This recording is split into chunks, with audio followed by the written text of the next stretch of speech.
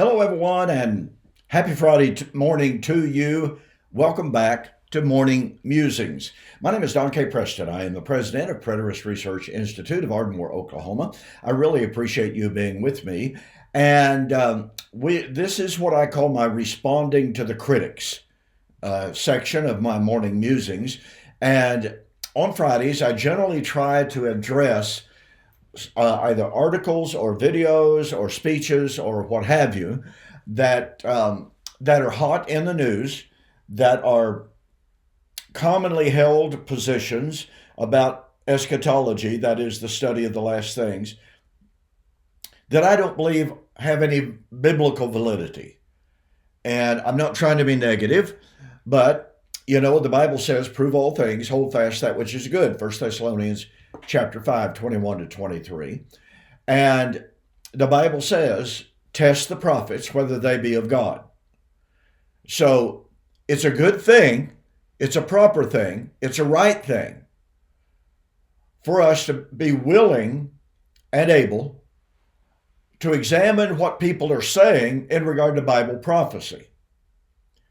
Because this is not a minor issue, ladies and gentlemen. What we believe about the end times will very, very commonly determine how we live in the present time. And it's critical that we have the proper view of Bible prophecy. And all you have to do is get on YouTube, Instagram, X, whatever, and just look up the concept of, is America in Bible prophecy, or is America Babylon the Great? Some similar thing. Now, thankfully, you'll find a number of videos in which the speaker is saying, no, America is not actually in Bible prophecy, and that's good. I'm pleased when I hear those. But there's a disturbing number of them. I've watched one just recently, actually 2 or 3 of them, in which the speaker was just absolutely confident. And he said, all of those preachers, all of those so-called prophecy experts who deny that America is in the book of Revelation and in Bible prophecy, and specifically who deny that America is Babylon of Revelation, they don't know what they're talking about. And that, he said, is a dangerous doctrine. Wow. Difficult to believe something like that. It's interesting to me, ladies and gentlemen, that so many people have what I call an egocentric view of the Bible. They believe it has to apply, that is to say, has to be speaking directly either to them or directly about them, that is to say, about their generation. I mean, after all, it certainly couldn't be speaking of people and events 2,000 years in the past, because that would destroy the relevance of the Bible. No, that's a false comment, and it's a false idea, but it's commonly held. If it doesn't apply today, specifically, then it destroys the biblical relevance. No. So anyway, I want to this morning examine this claim that America really is in Bible prophecy. Be sure to go back and view last week's video as well.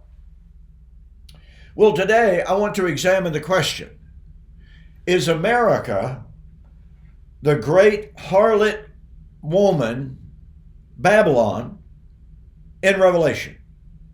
And as I just said, I recently watched a couple of different speakers who affirmed confidently, and I would even say militantly, that yes, indeed, America is Babylon of Revelation. Now, I'm going to try to make this as systematic as I possibly can.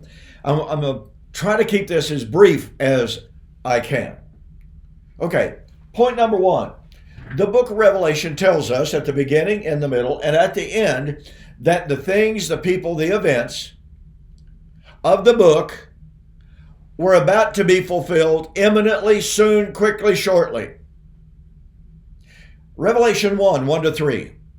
The revelation of Jesus Christ, which God, that's the Father, by the way, who knew the day and the hour, which God gave to him to show to his servants the things which must shortly come to pass. Now, shortly there doesn't mean rapidly versus soon. Anyone that tells you that doesn't know what they're talking about. Anyone that tells you that is simply denying the force of the Greek text. It's not the truth. But then in verse 3, blessed is the one who reads and keeps the things that are written in this book, because the time, and it's the Greek word kairos, the time has drawn near. We could even go so far as to say the time has arrived, because it's in the perfect tense. Now look, we could spend this entire video citing the text from Revelation that tell us that the events, the people, and the events of the book were about to soon take place and be fulfilled. Now, here's a passage for you to consider. Revelation chapter 1, verse 19.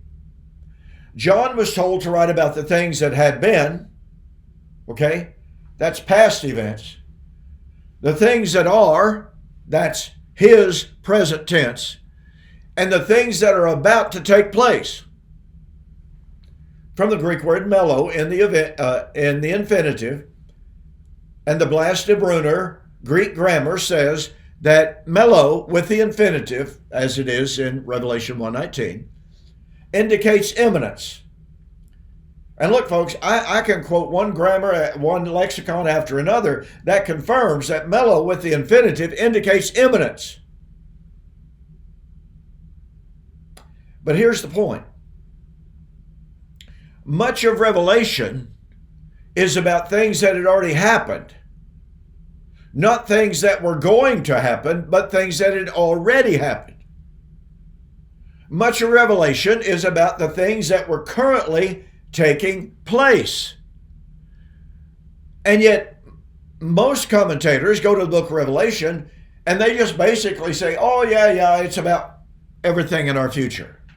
Are we supposed to believe? Think about this. Are we supposed to believe that Revelation is about things that were past, things that were present when John wrote, and then all of a sudden, 2,000 years are injected into the text and we're waiting for the consummation? Well, folks, that makes a mockery of the language. These things must shortly come to pass. It makes a mockery of the Greek language. Pardon me. So, whatever the book of Revelation is about, it was not about far off events. It was about things that were to shortly come to pass. Okay, point number 2. Whoever or whatever Babylon of Revelation was, and I'll try to put this in a systematic order, it is a city, point number 1, that had slain the prophets. In Revelation chapter 16 and verse 6, in declaring the impending destruction of Babylon, and again, keep in mind, this destruction and judgment of Babylon was coming soon. Okay. But it says that God was holy and just and true because he was about to judge this great city, because in her was found the blood of the prophets. Now here's something you need to know. In the New Testament, when the term the prophets, or even the anarthrous prophets is used, in the great majority of times, unless there's a contextual qualifier, and this is critical, unless there's a contextual qualifier, it refers to Old Covenant prophets. And we can look at 1 Corinthians chapter 12, where Paul is talking about God setting and establishing the church and establishing with prophets. Well, those are obviously New Covenant prophets because they are prophets in the church. Ephesians chapter 4, verse 6 and following. When he, that is Christ, ascended up on high, he gave gifts unto men and led captivity captive. He gave some to be apostles, some to be prophets. Well, these are new covenant prophets. But you see, when that term, the prophets, is used without any contextual qualifier, it is speaking about old covenant prophets. Now, ask yourself the question: has America ever killed an Old Testament prophet? I got to share something with you. I was on a radio talk show some years ago out of Florida, and I was making these kind of comments, and a fellow called in. He was quite agitated. He wasn't angry, he wasn't abusive or anything like that, but he said, "I want to take issue with what Mr. Preston is saying here." And I said, "Okay, then who is Babylon of Revelation?" And he said, "Well, it's literal Babylon in Iraq." I said, "Well, okay, let me address that comment by asking the caller, can you name an Old Testament prophet that literal Babylon in Iraq killed?" And he said, "Well, yeah, obviously Shadrach, Meshach," and he stopped. I said, "Yeah, go ahead. He said, "No, that doesn't work." He said, "Shadrach, Meshach, and Abednego were thrown into the furnace, but God preserved their life. They weren't killed." He said, "Well, what about Daniel?" I said, have you ever heard about Daniel in the lion's den?" He goes, "Okay, yeah." I said, "Those are really the only prophets that are mentioned in regard to Babylon in Iraq." And he said, "Well, I never thought about that." He was very congenial. And so we hung up. But let's expand that question. Which Old Testament prophet has ever been killed by America? Now, let me put it simply, folks. Whoever you identify as Babylon of Revelation, the great harlot city, that city that you identify as Babylon must have, at some point in time, killed Old Testament prophets. If your Babylon has or had never killed an Old Testament prophet, you've got the wrong Babylon. Okay? Point number 2. And by the way, there's more that I could say. Let me expand that just a little bit. Who is the city that Jesus identified as the city, no other city? And he might have been using hyperbole, that's possible, but the point is still valid. In Luke chapter 11, Luke chapter 13, Jesus was warned not to go up to Jerusalem because Herod would seek his life. And Jesus says, "You go tell that fox, I'm going to travel today and tomorrow, and on the third day I'll be perfected." And Jesus said, "It is not possible that a prophet perish outside of Jerusalem." Now, was Jesus being rigidly literalistic there, that they had to be killed within the boundaries of the city of Jerusalem? I don't think so. But here's what we know. We know that Jerusalem, home of the Sanhedrin, authorized people like Paul to kill Christians.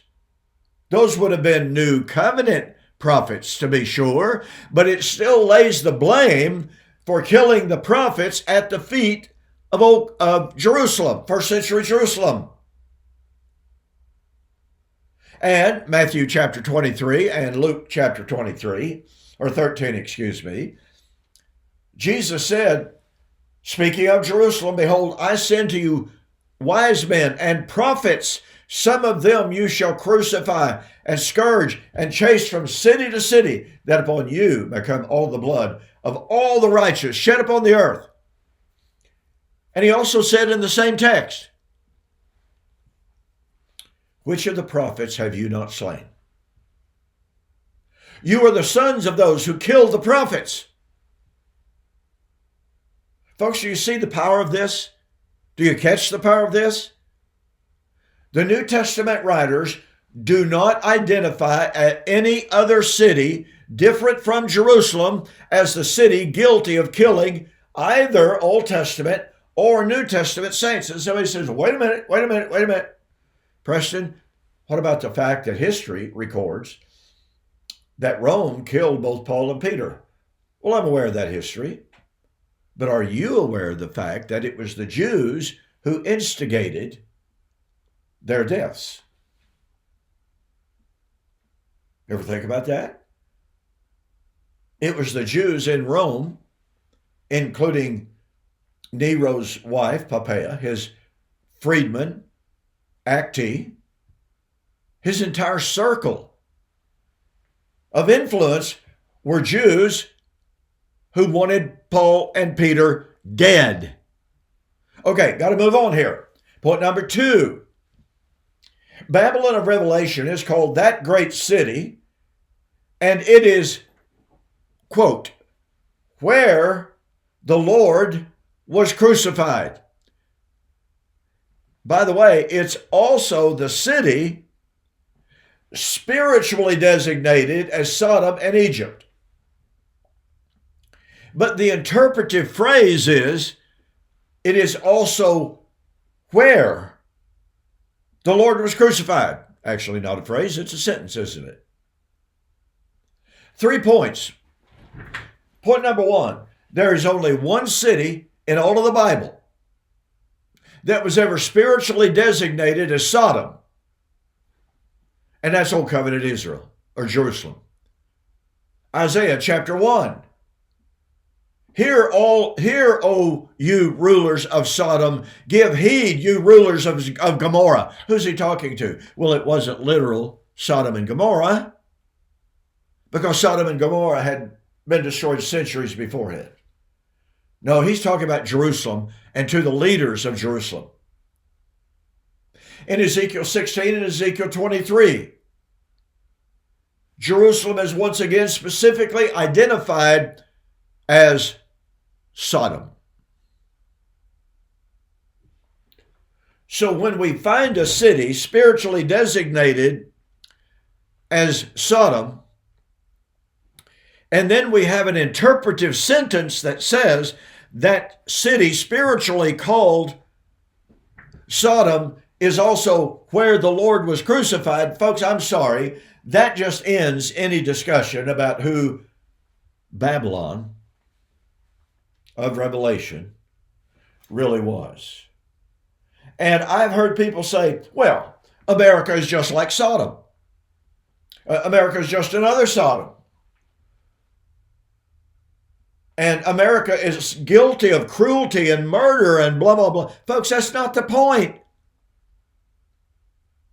Babylon of Revelation, when John wrote, and look, folks, no, John didn't write in the 90s. But when John wrote, this great harlot city, Babylon, had already been identified as Sodom. Oh, and by the way, identified as Egypt. I won't take the time to develop that this morning, but in perfectly legitimate midrashic form, Paul identifies Jerusalem as Egypt in Galatians chapter 4. I can't develop any further than that. So what do we have? Point number 1, Babylon of Revelation is the city that killed Old Covenant prophets. That's Old Covenant Jerusalem. Point number 2, it is the city where the Lord was crucified and spiritually called Sodom and Egypt. That's only one city. And it's not just any city in every city, as some have rather ridiculously claimed. It is one historical city. You know, all you got to do is, and boy, we're living in such a marvelous age. Just use Grok or Chat GPT or Perplexity or Gemini and ask the question.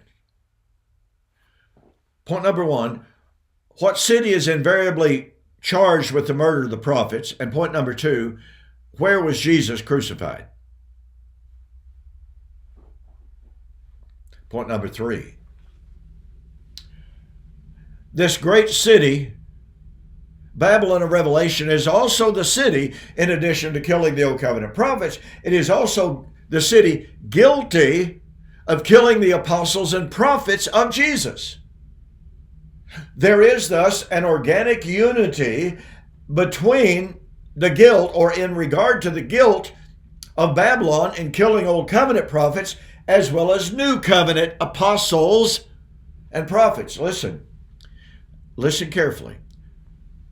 The word apostle simply means one sent. But in Revelation 18, 20, and 24, it's the apostles and prophets of Jesus that Babylon killed. There are no apostles of Jesus today. There are certainly not any apostles of Jesus alive in America today to be slain by America. How do I know that? Well, because you see, in order to be an apostle of Jesus, you had to be with him during his entire personal ministry, Acts chapter 1. You had to be a witness, an eyewitness of his resurrection. Same text.